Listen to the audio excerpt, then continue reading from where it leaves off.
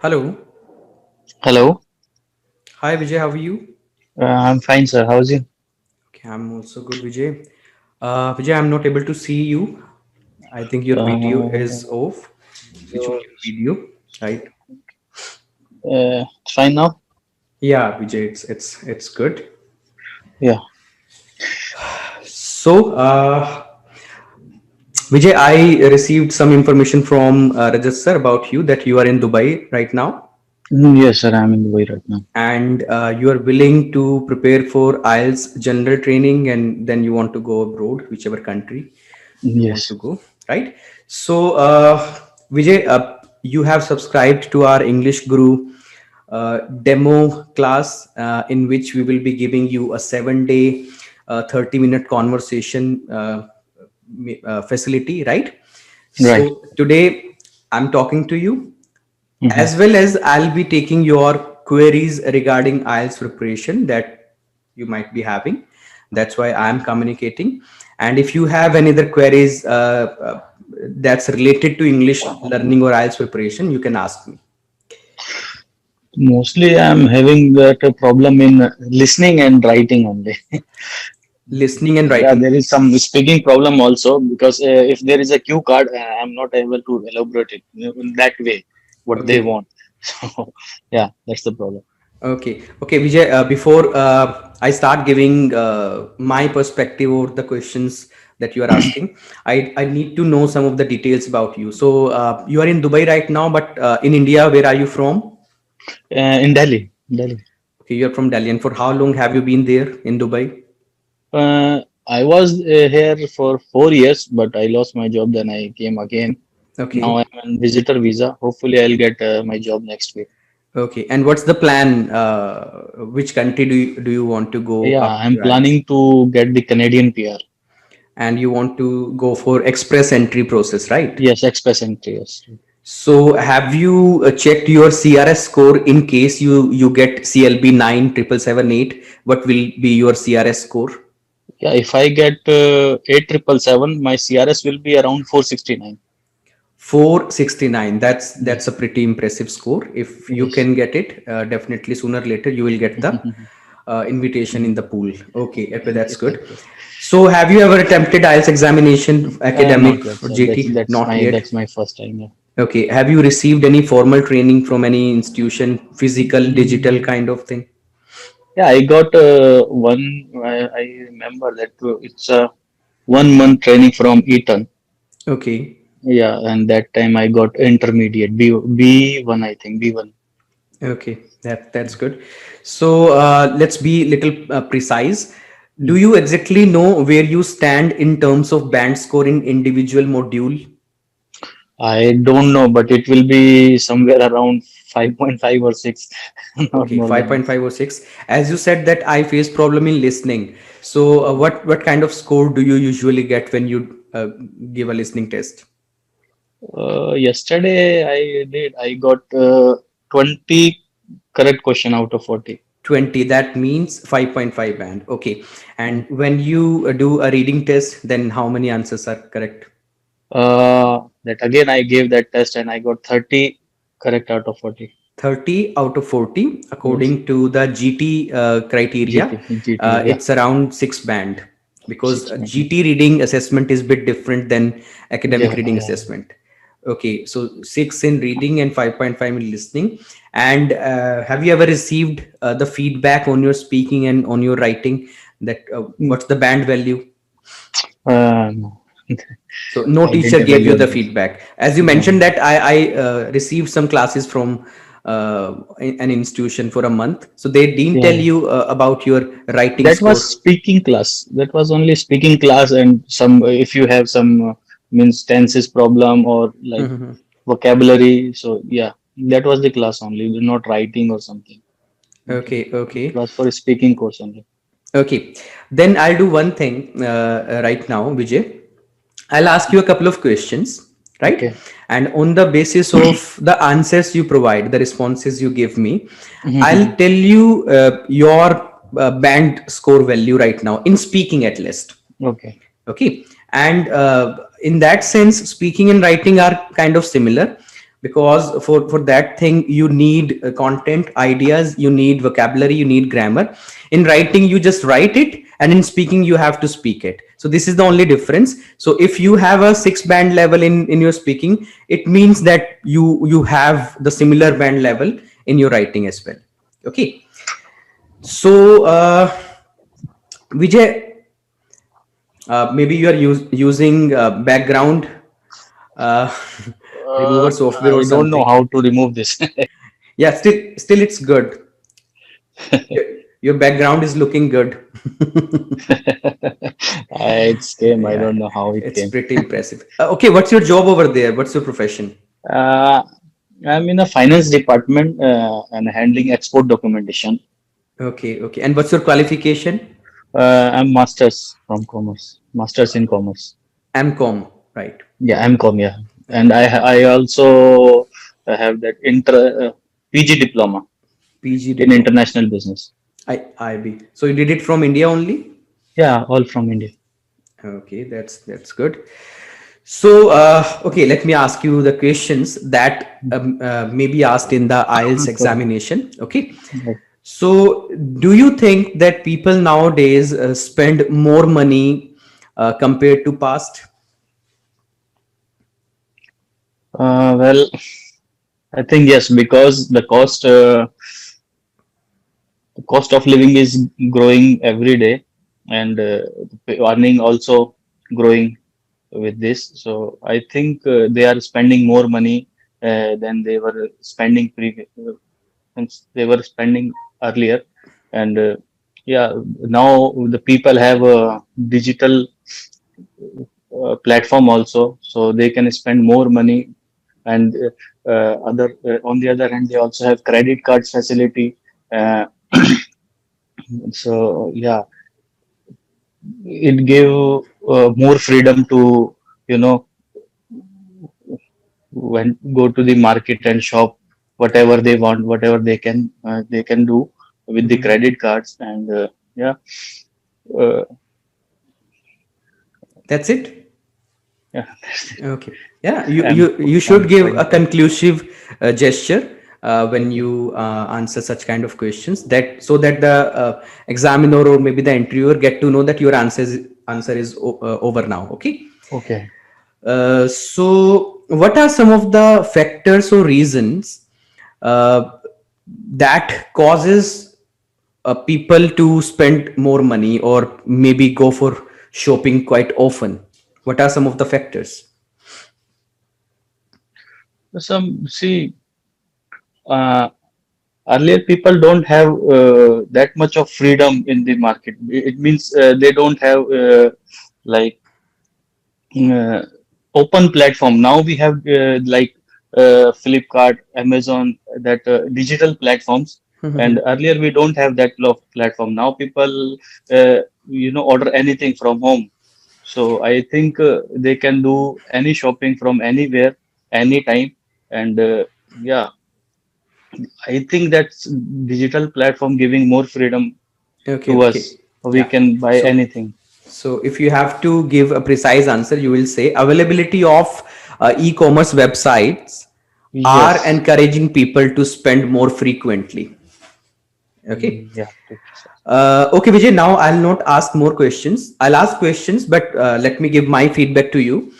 Uh, with this kind of performance, you can get 6 band right now in your speaking, 6 band in your Mhm. speaking, and 6.5. This is the range. And where the problem is, you are not quite fluent. You are taking time in thinking of the idea, in thinking of the data, what you should speak.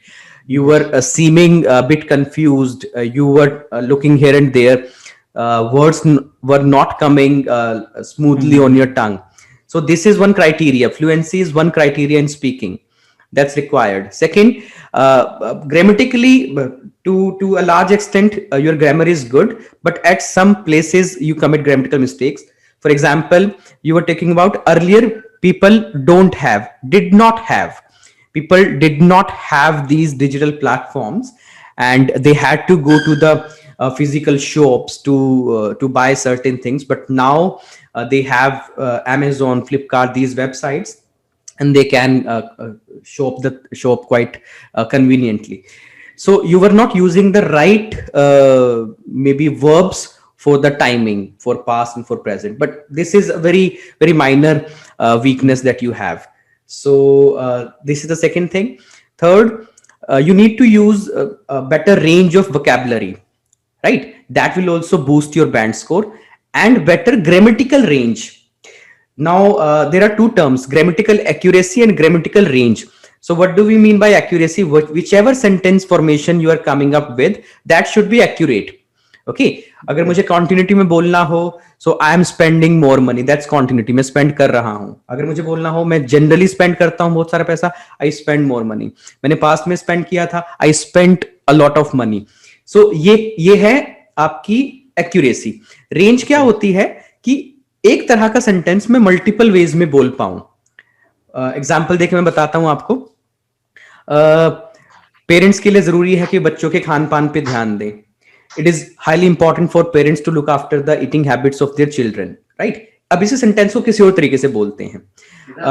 The main priority of parents is to pay attention towards the eating habit of their children. तो उसी बात को इस तरीके से बोला. इसको तीसरे तरीके से बोलता हूं. Focusing the eating habits of their children should be the utmost priority of parents. So are you getting my point? किसी में वो चीज आगे है, किसी में वो चीज पीछे है, किसी में वो चीज बीच में है, किसी में सेंटेंस फॉर्मेशन कुछ और है, किसी में कुछ और है. इसे कहते हैं range. So that's also one criteria जो राइटिंग में भी चाहिए और स्पीकिंग में भी चाहिए. तो एक्यूरेसी भी चाहिए ग्रामर की और रेंज भी चाहिए. ऐसे ही वोकैबुलरी भी होती है. अब जो अच्छी वोकैब यूज करें, एक तो वो सही यूज करें, सही जगह पे यूज करें, वो वहां फिट भी बैठनी चाहिए उस कॉन्टेक्स्ट में, राइट. और दूसरा फिर वो अच्छी रेंज भी यूज करें आप वोकैबुलरी की.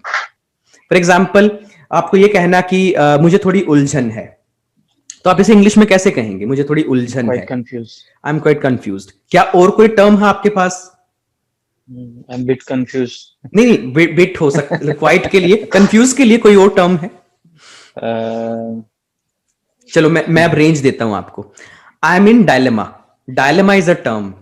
डायलेमा, दुविधा, ठीक है ना. आई एम इन एम्बिगिटी. एम्बिगिटी दो राहा, दो चीजें हैं लेकिन क्लैरिटी नहीं है कि मुझे कौन सी पिक करनी है. So I am in dilemma whether I should go to Australia और Canada. I am in dilemma. I am in dilemma whether I should go for my study visa और directly for PR. So this is the range in the vocabulary. ऐसे ही एक होता है कि मैंने बहुत सारी समस्याओं का सामना किया. तो बताओ इंग्लिश में क्या कहोगे आप? I challenges many. I faced many challenges. Many challenges. क्या और कोई तरीके से बोल सकते हो इसी बात को?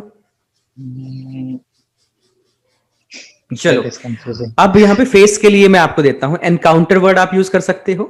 Yes, encounter. आप कन्फ्रंट वर्ड यूज कर सकते हो. I confronted many challenge. अब चैलेंज के लिए बताता हूं. प्रॉब्लम सबसे कॉमन है. I faced many problems. Hardships, it's a very nice term. Hardships, या I encountered many hardships in my life. फिर एक टर्म होता है आपका एडवर्सिटीज, कठिनाइयां, एडवर्सिटीज. सो इसे कहते हैं रेंज. एडवर्सिटीज. मेरी बात समझ में आ रही है? चलो एक और मैं चीज बोलता हूं आपको.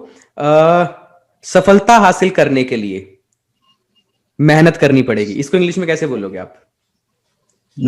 सफलता हासिल करने के लिए मेहनत करनी पड़ेगी. या तुम्हें मेहनत करनी पड़ेगी. You have to do hard work to get the success. क्या ये सबसे आसान वर्जन है? ठीक है, ये ग्रामेटिकली करेक्ट है, लेकिन क्या इसमें वोकैब की और ग्रामर की कोई एक्स्ट्रा रेंज आप ऐड कर सकते हो? Like you told me hardship I can use. नहीं, वो हार्ड वर्क का रिप्लेसमेंट हार्डशिप नहीं हो सकता. चलो मैं बताता हूं. You have to be diligent enough in order to accomplish success in your life. अब देखो, जहां आपने टू लगाया वहां पे मैंने इन ऑर्डर टू लगाया के उद्देश्य से, है ना. इन ऑर्डर टू मैंने अकम्प्लिश वर्ड का इस्तेमाल किया. अकम्प्लिश सक्सेस, ठीक है ना. और you have to be diligent. Diligent मेहनती को बोलते हैं. आपको मेहनती होना पड़ेगा. You have to show diligence. आपको मेहनत दिखानी पड़ेगी in order to accomplish success in your life. इसे कहते हैं रेंज. तो मेरी बात समझ में आ रही है आपको? तो इसलिए मैंने आपको क्या कहा कि आपको 6 बैंड दिया मैंने, जो आपने आंसर दिए, क्योंकि उसमें मुझे फ्लुएंसी कम लगी, you were looking bit confused, you were not in a flow. उसमें मुझे ग्रामेटिकल रेंज की कमी लगी, थोड़ा सा ग्रामेटिकल एरर भी था। वोकैबुलरी बहुत अच्छी, कुछ अच्छी इन द सेंस की अच्छी बुरी तो नहीं होती, खैर ये होते हैं कुछ एकेडमिक वर्ड्स, ज्यादा बेहतर शब्द, या एक होते हैं लेस कॉमन, एक होता है मोर कॉमन वर्ड्स। थोड़े लेस कॉमन, ज्यादा एकेडमिक वर्ड्स जो हैं वो इस्तेमाल करने हैं। स्पीकिंग के 4 क्राइटेरिया होते हैं, स्पीकिंग के और राइटिंग के भी। स्पीकिंग के होते हैं fluency and coherence. Fluency and coherence, coherence होता है आपका आंसर आपस में कितना कनेक्टेड है, आप या वो लाइनें कितनी कनेक्ट हो रही हैं। सो फ्लुएंसी नहीं है, कोहेरेंस फिर भी ठीक था। एक होता है प्रोनाउंसिएशन। प्रोनाउंसिएशन में कोई प्रॉब्लम नहीं है, हम इंडियंस का ऐसा ही होता है, सो दैट्स प्रीटी ओके। अंग्रेजों जैसा बोलने की जरूरत नहीं है जानबूझ के। लेकिन बाकी के 2 क्राइटेरिया हैं, लेक्सिकल रिसोर्सेज यानी कि vocabulary, and grammatical range and accuracy, जो भी मैंने आपको एक्सप्लेन किया। सो इन 2 एस्पेक्ट्स में जब आप इंप्रूव करोगे, तो जो मैंने अभी आपको बैंड स्कोर 6 6.5 कहा है, वो 7 7.5 हो जाएगा। So you have to improve in these aspects. तो ये चीज, अच्छा, राइटिंग में क्या डिफरेंट होता है? जीआरए, grammatical range and accuracy, writing में भी रहती है। लेक्सिकल रिसोर्सेज राइटिंग में भी रहते हैं। फ्लुएंसी देखो बोलने में होती है फ्लुएंसी, राइटिंग में फ्लुएंसी नहीं होती। वहां पे कोहेरेंस कोहेजन होता है, यानी कि आप जो आइडिया डेवलप कर रहे हो, उसमें जो सेंटेंसेस यूज कर रहे हो, सेंटेंसेस आपस में कितना कनेक्ट कर रहे हैं, उनके बीच में क्या कनेक्टर्स आप यूज कर रहे हो, आपकी राइटिंग कितने अच्छे फ्लो से चलती है, कितनी ऑर्गेनाइज्ड है। सो दैट इज कोहेरेंस कोहेजन। 3 हो गए। और चौथा क्या होगा? Task response, task achievement. Task 1 के केस में टास्क अचीवमेंट होता है, टास्क 2 के केस में टास्क रिस्पॉन्स। जो पूछा था आपने वो वही जवाब दिया है, वही लिखा है या नहीं लिखा है। तो ये 4 क्राइटेरिया आपके राइटिंग में होते हैं। तो काफी हद तक एक तरह से 3 क्राइटेरिया तो सिमिलर ही हैं। स्पीकिंग में प्रोनाउंसिएशन थोड़ा एक्स्ट्रा फीचर है, क्योंकि आपको बोलना होता है। राइटिंग में वो चीज चली जाती है, प्रोनाउंसिएशन और फ्लुएंसी नहीं होती, वहां पे कोहेरेंस कोहेजन और टास्क अचीवमेंट आ जाता है। ओके, सो ये मैंने आपको एक मोटी मोटी सी बात बता दी। और जहां तक बात है रीडिंग की और लिसनिंग की, या पूरे आइल्स की ही, vocabulary plays a major role, vocabulary very significant role. मैं अक्सर एग्जांपल देता हूं मेरे जो फिजिकल स्टूडेंट्स हैं, कि अगर एक इमारत बनानी है तो 3-4 चीजें ऐसी हैं जो चाहिए ही चाहिए, जिसके बगैर मतलब काम शुरू ही नहीं हो सकता। फॉर एग्जाम्पल कि आपको सीमेंट, रेत चाहिए ही चाहिए, आपको सरिया चाहिए ही चाहिए, आपको ईंटें, ब्रिक्स चाहिए ही चाहिए। तो ये एक तरह से जरूरी इंग्रेडिएंट्स है, जिनके बिना इमारत बनेगी नहीं। तो ऐसे ही इंग्लिश लैंग्वेज या आइल्स जो है हमारा, उसके लिए 3 चीजें चाहिए, CVG, content, vocab, grammar. Content, vocab, grammar. मैंने आपसे कुछ क्वेश्चन पूछा, उस क्वेश्चन का कंटेंट, उसका जवाब, आइडिया होना चाहिए आपके पास। आइडिया नहीं होगा तो ये चीज मैटर नहीं करती कि उसके बाद तुम्हारे पास क्या वोकैबुलरी है या क्या ग्रामर है। जब आइडिया ही नहीं है तो जवाब ही कहां से देंगे? राइटिंग लिखने बैठोगे, कोई टास्क लिखने बैठोगे, आइडिया ही नहीं है, आइडिया होना चाहिए, है ना? आइडिया पहले होगा, फिर उसके बाद उस आइडिया को एक्सप्रेस करने के लिए फिर हमें सेंटेंसेस बनाने हैं। सेंटेंसेस बनाने के लिए सेंटेंस फॉर्मेशन, ग्रामेटिकल स्ट्रक्चर चाहिए। और जब वो सेंटेंसेस बनाने हैं तो वो जिनसे जुड़ के बनेंगे वो होंगे वोकैबुलरी, फ्रेजेस। तो वो लेक्सिकल रिसोर्स हो गए आपके। तो इन 3 चीजों पे जब एक बच्चा ग्रेजुअली काम करता है, एक सिस्टमैटिक मैनर में काम करता है, और साथ में वो अपनी लिसनिंग, स्पीकिंग, रीडिंग, राइटिंग की प्रैक्टिस करता रहता है, तो जो भी उसका बैंड स्कोर रिक्वायरमेंट है, जो भी उसका गोल होता है, वो धीरे धीरे अचीव कर लेता है। तो मैं जो आपको बता रहा हूं, जो मुझे समझ में आया, कि अगर इस लेवल पे आप एक राइटिंग लिखते हो, आपका 6 बैंड आएगा। आप स्पीकिंग दे रहे हो, आपका 6 6.5 बैंड आएगा।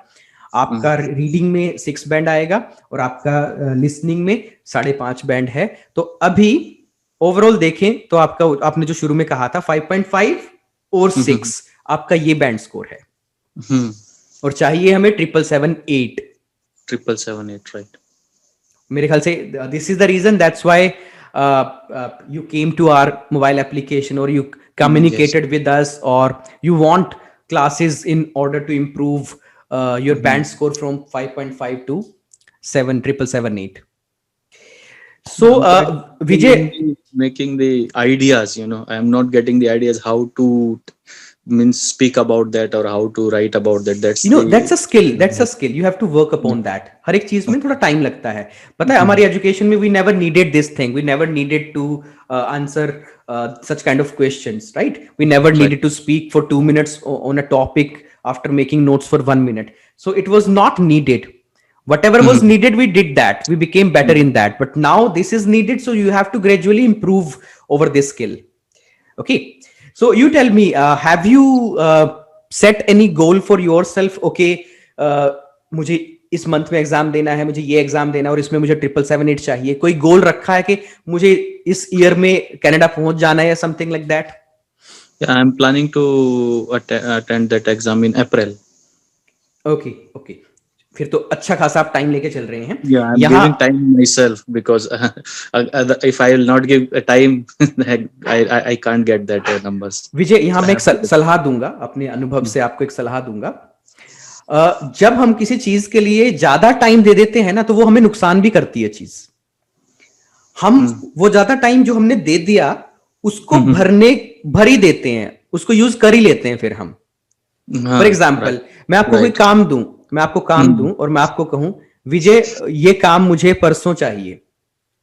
तो परसों चाहिए ना, बेशक आज का दिन आप करोगे मस्ती, लेकिन कल के दिन में आप पे प्रेशर आने लग जाएगा, क्यों हो, अब एक ही दिन बचा है, अब मैं काम करके देना है, और मे भी आप कल के दिन में वो काम कर लोगे.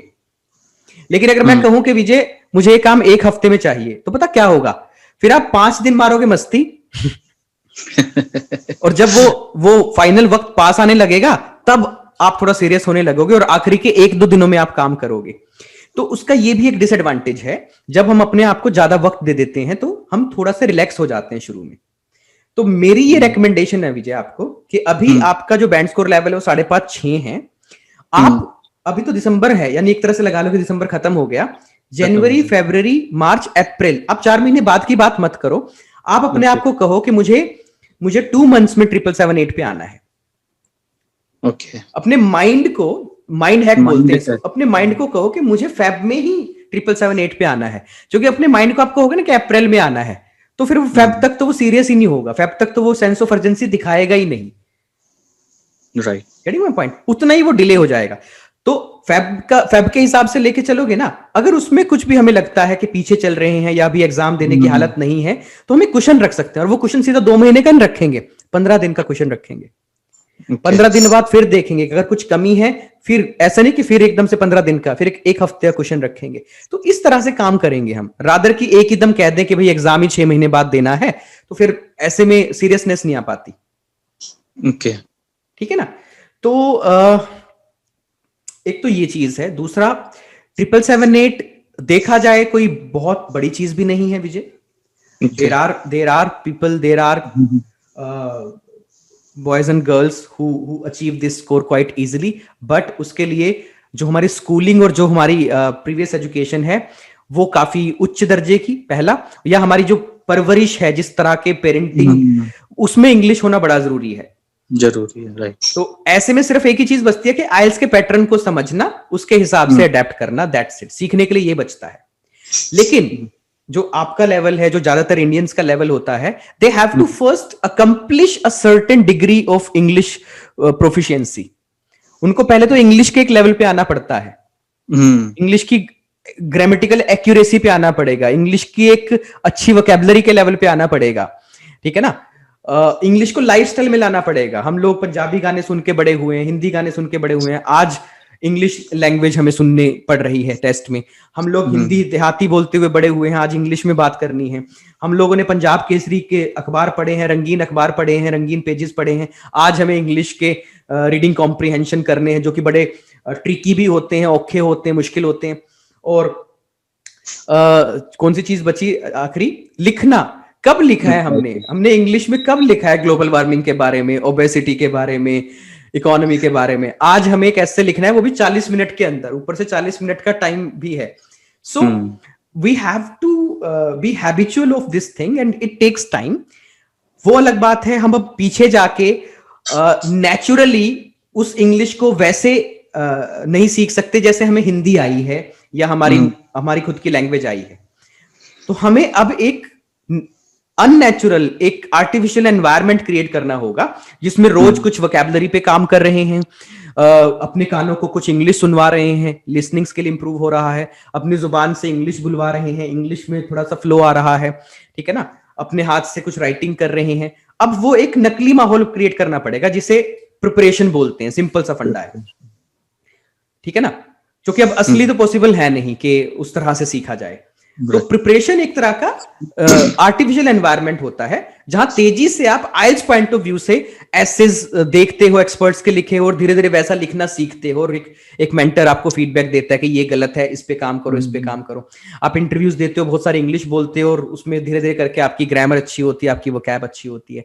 आप लिसनिंग करते चलते हो, अपनी गलतियों में काम करते चलते हो, धीरे धीरे आपको एक्सेंट समझ आने लगता है।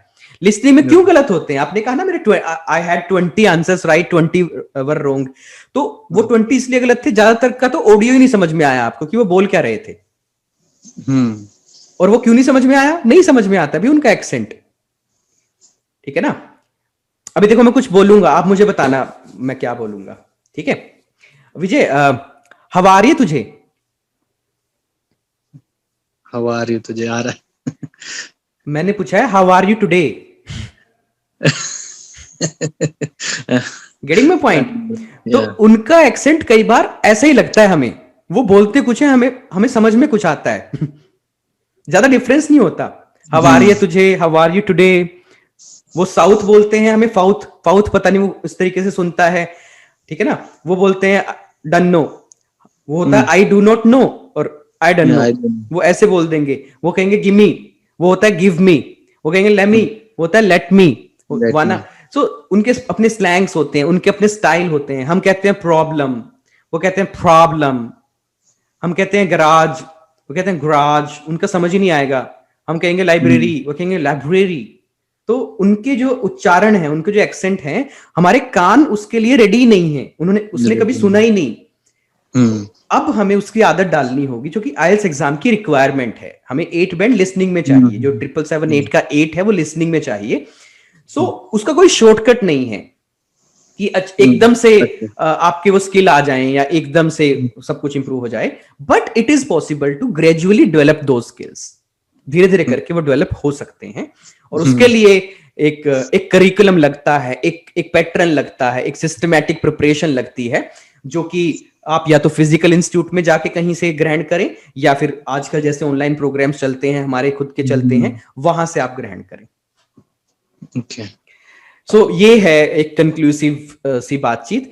अब पॉइंट ये है कि आपके पास कितना वक्त है एक दिन में पढ़ने का, और फिर आप वो वक्त कितने अच्छे से यूटिलाइज कर पाते हैं। ये दो चीजें बहुत मैटर करेंगी। So Vijay, do you get enough time that you can spare 3-4 hours at least a day? Right now I'm giving 2 hours per day. Okay. And how are you preparing? Like, who is guiding you? What's the content? What's the curriculum? What's the plan? What's the sequence? Day wise कर क्या रहे हो?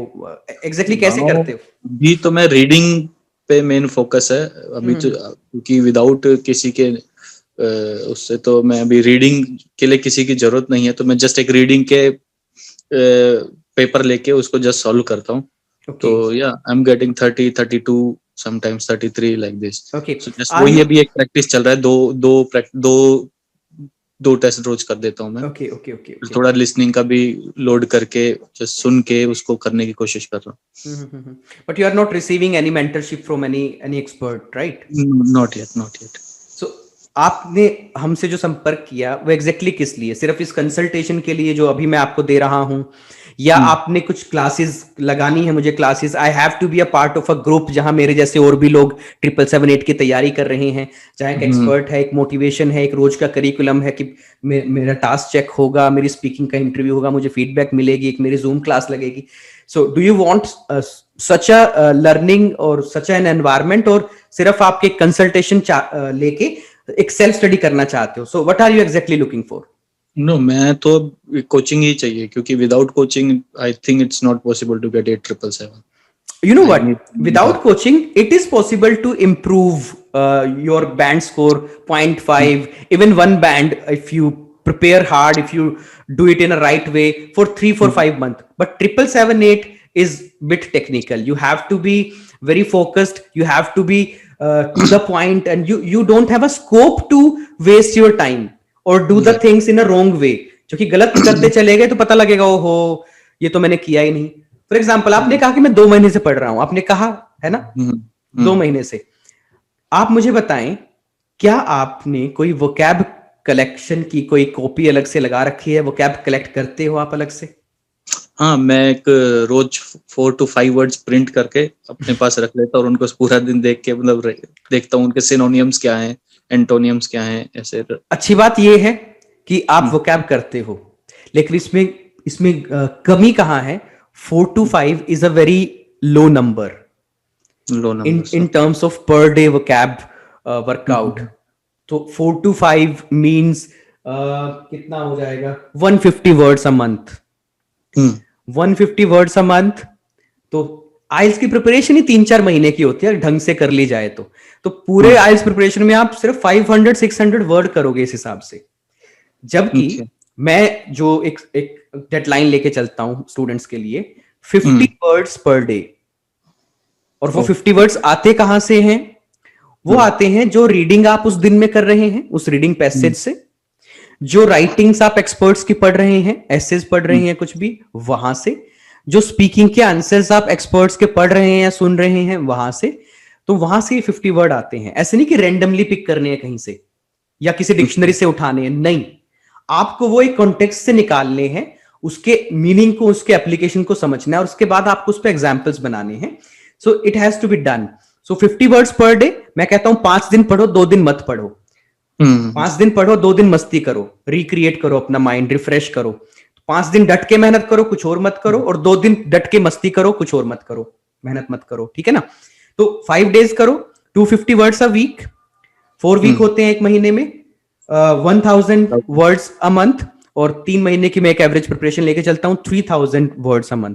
और जिसने 3000 words कर लिए ढंग से, उसके लिए ये 777, 8, 6.5 बैंड, 7 बैंड कुछ नहीं रह जाता. That's pretty easy, क्योंकि उसका बेस आ चुका है. रीडिंग में सारा खेल ही वोकैबुलरी का है. कीवर्ड मैच होते हैं, लोकेशन मिल जाती है, वहां पे वोकैब की वजह से कई बार आंसर समझ में नहीं आ रहा होता. लिसनिंग में क्या पता वोकैब की वजह से आंसर ना समझ में आए. राइटिंग में वोकैबुलरी नहीं आ रही होती माइंड में, आइडियाज तो आ रहा होता है. स्पीकिंग में कई बार शब्द ही नहीं मिल रहे होते हैं, अब हम क्या बोले. सो वोकैब एक बहुत इंपॉर्टेंट चीज है. तो वो आपने कहा कि 2 महीने में 4-5 के एवरेज, तो कहीं ना कहीं वो 2 महीने में आ गया होगा 200-300 वर्ड्स. और वो भी डिपेंड करता है उसमें से कितने याद होंगे और कितने आप भूल चुके होंगे. So that is not going to play a significant role in your reading improvement. तो उसका आप बहुत ज्यादा फायदा आप ले नहीं पाओगे रीडिंग में.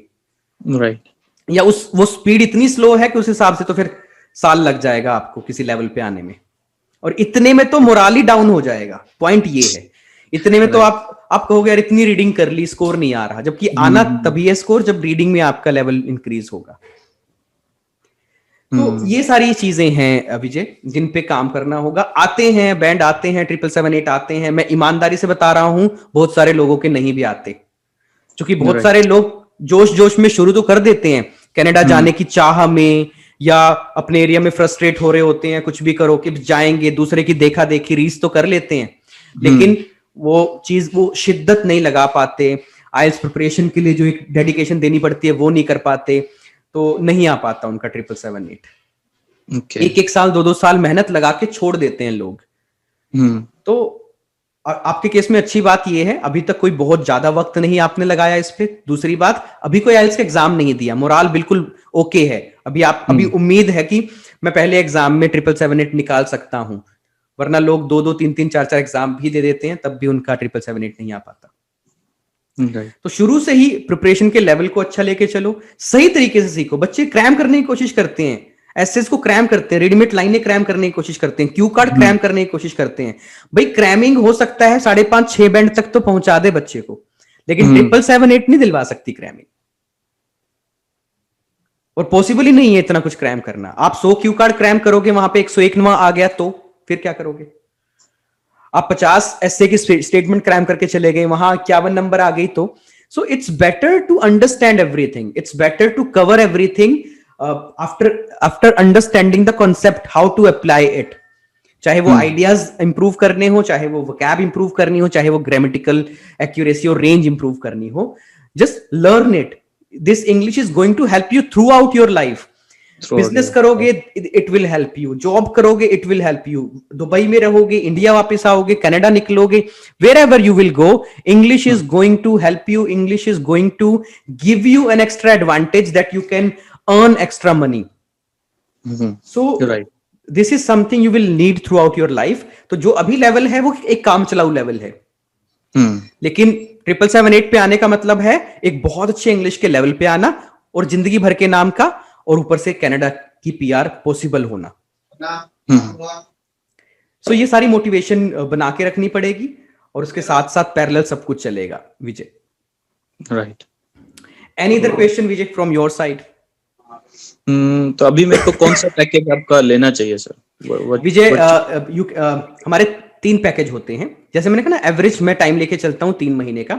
एक 3 मंथ का पैकेज है, एक 2 मंथ का, एक 1 मंथ का है. 1 मंथ का पैकेज वो स्टूडेंट्स लेते हैं जिन्होंने तैयारी वगैरह कर रखी है, जिन्होंने एक आधा एग्जाम पहले दे भी रखा है, थोड़ा बैंड स्कोर कम रह गया था, तो वो ब्रश अप करने आना है या फाइनल फीडबैक लेने आना है या एक लास्ट मिनट प्रिपरेशन करने आना है, तो वो 1 मंथ का पैकेज ले लेते हैं. ठीक है ना? Okay. और कुछ बच्चे होते हैं स्पेसिफिक जो कहते हैं कि मैंने थोड़ा सा तो पहले से पढ़ रखा है और बस वो 2 मंथ का पैकेज ले लेते हैं. कुछ होते हैं जो एक तरह से 0 से शुरू करना चाहते हैं कि नहीं, हम एक सिस्टमैटिक वे में पूरी अप्रोच लगाना चाहते हैं, सारा बेसिक समझेंगे आइल्स का, उसके हिसाब से धीरे धीरे सारी कलेक्शन करेंगे. उनके लिए फिर मैं 3 मंथ का पैकेज रेकमेंड करता हूँ. ओके. ठीक है ना? और इसके जो भी फीस स्ट्रक्चर वगैरह रहते हैं उसके बारे में आप रजत सर से बात कर सकते हो.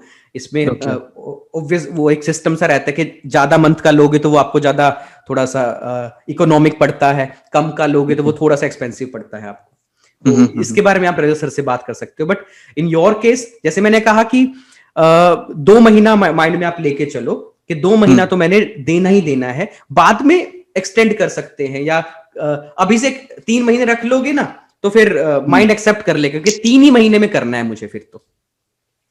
Right. I agree with this. Any other question Vijay? No sir, बाकी तो और तो कुछ नहीं है. जस्ट रीड, और जो होगा मीन्स वो तो पैकेज के ऊपर डिपेंड होगा कि क्या फैसिलिटी मिलेगी. नहीं, फैसिलिटी देखो, फैसिलिटी 1 महीने और 3 महीने वाले पैकेज में जो हमें डिलीवर करना है 1 वीक के अंदर आपको, वो सब में बराबर है, बस ड्यूरेशन का डिफरेंस है ना उसमें. तो ओके. ठीक है ना, कि हमें कितनी राइटिंग चेक करनी है वो वीक वाइज डिसाइडेड है कि 1 वीक में हमें इतनी राइटिंग चेक करनी है आपकी, इतने स्पीकिंग के इंटरव्यूज लेने हैं 1-on-1, इतने जूम सेशन लगने हैं, रोज का 1 का जूम सेशन होता है एक टाइम पे, और मॉक टेस्ट होता है सैटरडे को. और इसके अलावा कुछ प्रॉब्लम होती है तो आप कॉल कर सकते हैं अलग से, अपने जो भी आपके मास्टर ट्रेनर रहेंगे उनसे आप बात कर सकते हैं. और मेरे खुद का बनाया हुआ सारा वीडियो ट्यूटोरियल है अवेलेबल. मुझे उसको बनाने में 4-5 महीने लगे थे. उसका फायदा ये है कि वो मेरा बनाया हुआ है, वो मेरे ही लेक्चर है, एक तरह से मेरी सोच है, मेरे 15 साल का अनुभव का निचोड़ है उनके अंदर. तो वो आप अपनी सहूलियत के टाइम के हिसाब से कभी भी देख लो. आप रात को जग रहे हो तब देख लो, सुबह किसी को पढ़ना पसंद तब देख लो, रोक के देख लो, पीछे कर लो उसको दोबारा. तो वो लेक्चर्स हैं एक तरह से. उन लेक्चर्स को देख के कॉन्सेप्ट सीखना है, समझना है, राइटिंग कैसे करनी है, स्पीकिंग कैसे करनी है, वो सारा उन लेक्चर्स में है. वो लेक्चर्स में जो आपने किया उसमें जो कंफ्यूजन आई उसको लिख के रख लिया. उन लेक्चर्स को देखने समझने के बाद जो आपने लिसनिंग की, रीडिंग की, राइटिंग की, स्पीकिंग की, उनमें जो कंफ्यूजन आई, जो प्रॉब्लम आई, वो लिख के रख ली. और फिर जूम सेशन में अपने मेंटर के साथ आपने वो प्रॉब्लम्स डिस्कस की. ओके. ये चीज ऐसे चलती है. जूम सेशन जो होता है वो एक तरह से 7-8 बच्चों का एक ग्रुप क्लास होती है. लेकिन जो राइटिंग चेक होती है वो 1-on-1 होती हैं. यानी कि बस एक टीचर आप ही से बात कर रहा है और आपकी राइटिंग की फीडबैक आपको दे रहा है कि देखो ये लाइन ऐसे नहीं आनी थी, ये गलत है, इसमें कोहेरेंस कोहेशन नहीं आया, इसमें ग्रामेटिकल एक्यूरेसी नहीं है. और जो स्पीकिंग इंटरव्यू होते हैं वो भी 1-on-1 होते हैं, जैसे मैं आपसे बात कर रहा हूं इस तरह से. ओके. जूम सेशन ग्रुप होता है. तो जूम सेशन डेली होता है और वो डेली होता है और इंडियन टाइम के हिसाब से वो इवनिंग में ही होता है, रात में ही होता है. क्योंकि जो ये आपका केस है ना, इस वक्त ज्यादा ऑनलाइन कोचिंग ले ही जीटी वाले स्टूडेंट्स रहे हैं. अच्छा. और जीटी वाले स्टूडेंट्स का मतलब जो लोग जॉब में हैं. जॉब में है तो जो इंडिया में है लोग, वो भाई जॉब में रहते हैं सारा दिन, वो अवेलेबल नहीं होते, इसलिए वो रात में अवेलेबल हो पाते हैं. तो इसलिए हमने उसका नाइट का ही टाइम रखा है. इंडियन टाइम के हिसाब से 8 o'clock का वो टाइमिंग होता है. और ऐसा भी नहीं है कि मैंडेटरी के आपको हमेशा वो जूम सेशन लगाना है. In case you have queries, you come and attend the zoom session.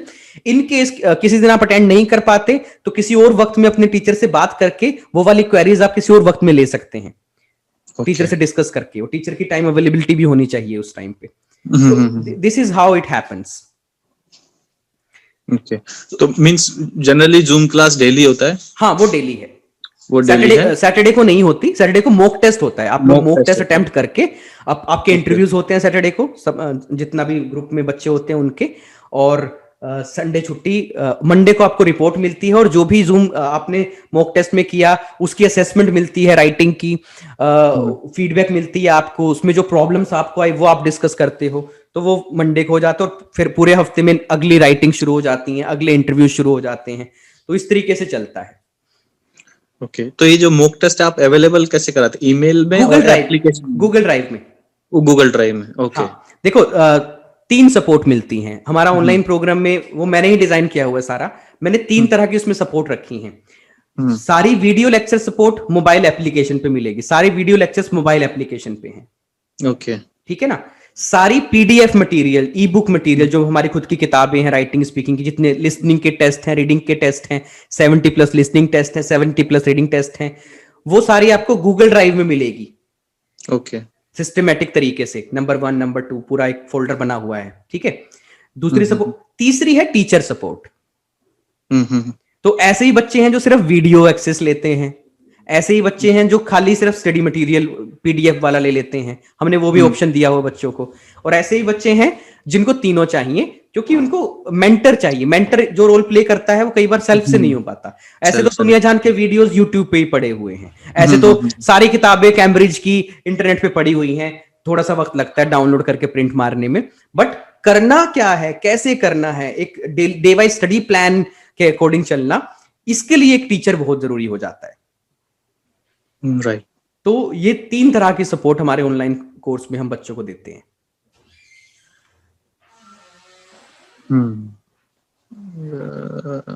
और कोई क्वेरी विजय? और तो कुछ नहीं है सर. अगर हो विजय कोई प्रॉब्लम नहीं है, रजत सर को बता देना दोबारा कि मुझे एक बार और बात करनी है अश्विनी सर से ही. अभी अच्छा. जैसे ये जो 100 रुपए वाला आपने किया है, इसमें देखो, we are committed to talk to you for half an hour for another 6 days. देखो जो कमिटमेंट की है हमने, जो है, चाहे वो प्रमोशनल कुछ भी लगा लो, but if we have committed तो वो 6 बार और बात करनी है आपसे. एक बार तो मेरी हो ही गई, चाहे फिर वो 30 मिनट की हो या 1 घंटे की हो. ठीक है ना. इवन आई ट्राई कि मैं दोबारा से आपसे बात कर पाऊं इन्हीं दिनों में, अगर कोई आपको लगता है कि मुझसे बात करनी है. वरना दूसरे भी ट्रेनर एक्सपर्ट्स हैं, मेरे वाइफ हैं खुद, उनसे भी आपकी बात होगी. इंग्लिश में बात करना उनके साथ. और भी है, मनीषा मैम है, सुषमा मैम है. तो ये 6 दिन इस तरीके से, ये 6 बार बातचीत ऐसे होगी. लेकिन अगर वो आपको प्रिपेयर करना है या चीटी का कोर्स लेना है और क्लासेस लगानी है, तो उसके बारे में आप एक बार जरा सर से बात कर लीजिएगा. मैं उनसे बात करूंगा एक बार. ठीक है ना. वो आपसे फीडबैक भी ले लेंगे कि मेरे साथ आपका सेशन कैसा रहा, जो कि अक्सर मतलब रोज होता है. तो बेसिकली आपने कोई वीडियो देखा था विजय, या कहाँ से आपने हमारा एड देखी थी या क्या? आई थिंक सर यूट्यूब में मैंने कहीं पे देखा था आपका. एग्जैक्टली. जिस तरह से मैं आपसे बात कर रहा हूँ विजय, मेरे इस तरह से एक्सपर्ट टॉक चलते रहते हैं स्टूडेंट्स के साथ. और जैसे आपका केस है, ऐसे ही सबके अलग अलग केसेस होते हैं. किसी का स्टडी वाला होता है, किसी ने कोचिंग ले रखी होती है, किसी ने 4 एग्जाम दे दिए होते हैं पहले से, कोई फ्रेशर होता है. तो ऐसे वीडियोस वगैरह मैं डालता रहता हूँ यूट्यूब पे. तो वहां से बच्चों कई बार दूसरे के केस में अपनी ही क्लैरिटी आ जाती है. तो ये भी फायदा मिल जाता है. कई बार उसको लगता है कि नहीं, मैं अपना केस अलग से डिस्कस कर लूंगा, तो बच्चा हमसे कम्युनिकेट करता है और इस तरह के एक्सपर्ट टॉक में मतलब हम उस बच्चे की प्रिसाइज जरूरतों के हिसाब से उसको सलाह देते हैं. जैसे कि मैंने आपके केस में आपको बताया कि आपके केस में क्या होगा. तो दोनों मतलब इस एक तरह से विन विन सिचुएशन हो जाती है. आपको सलाह मिल गई और आपकी तरह की स्थिति में जो भी लोग हैं उनको भी सीखने को मिल जाएगा इस तरह के कम्युनिकेशन से. राइट. तो ठीक है विजय, आज के दिन को कंक्लूड करते हैं. It's weekend, it's Saturday over here. तो हम लोगों का हफ्ता आज हम कंक्लूड करके हम भी अब 1.5 दिन हम भी मस्ती मारेंगे आज की शाम, और जो कल का संडे है, और मंडे से फिर दोबारा हम अपने काम पे लग जाएंगे. Okay. No problem sir, thank you very much. Okay Vijay, it was pleasure talking to you, बहुत अच्छा लगा आपसे बात करके, and hopefully we will keep communicating, and और हम कोशिश करेंगे आपको आपके मकसद पे जल्दी से जल्दी पहुंचाने की। Thank you very much sir. Okay Vijay, bye, take care, enjoy your weekend too. Thank you sir, bye bye, take care. Okay.